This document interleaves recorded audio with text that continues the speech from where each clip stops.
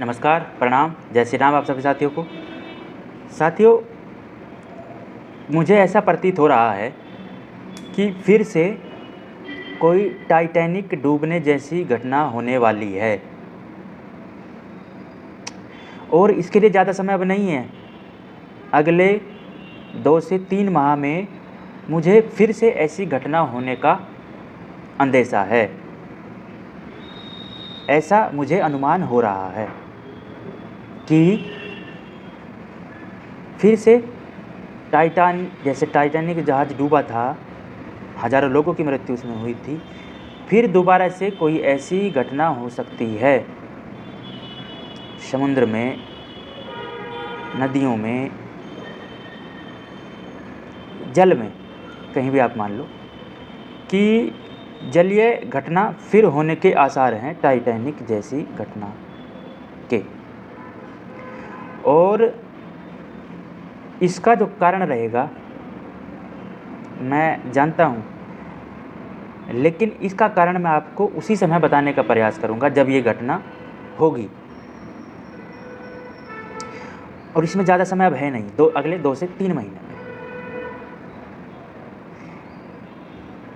क्योंकि हम मनुष्य प्रकृति को जो है अपनी निजी संपत्ति मानकर उसका इस्तेमाल कर रहे हैं। आप मेरी बात को समझने का प्रयास करना कि मनुष्य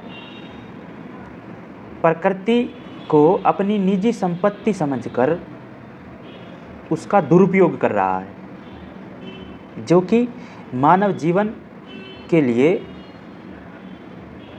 एक बहुत बड़ा खतरा है।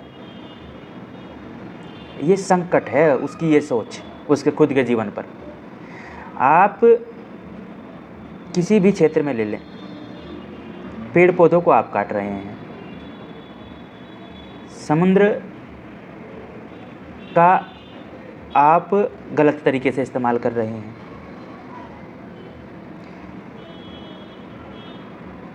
जीव जंतु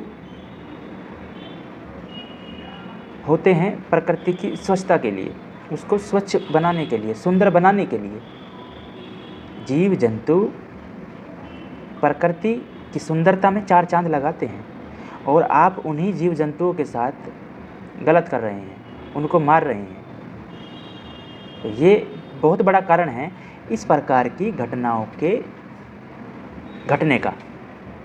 मैं बहुत जिम्मेदारी से कह रहा हूँ, मैं आपको बरगला नहीं रहा हूँ, मैं आपको डरा नहीं रहा हूँ, मैं आपको अलर्ट कर रहा हूँ, मैं आपको आगाह कर रहा हूँ कि आप प्रकृति के साथ खिलवाड़ ना करें। प्रकृति मानव जीवन को तहस-नहस करने का मन बनाए बैठी है।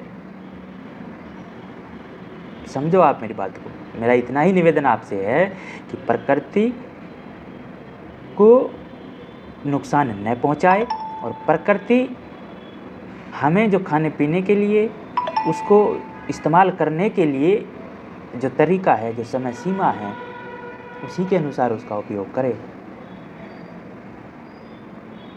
कोई पेड़ हमें फल दे रहा है तो आप समय अनुसार उस फल से ही संतुष्ट हों।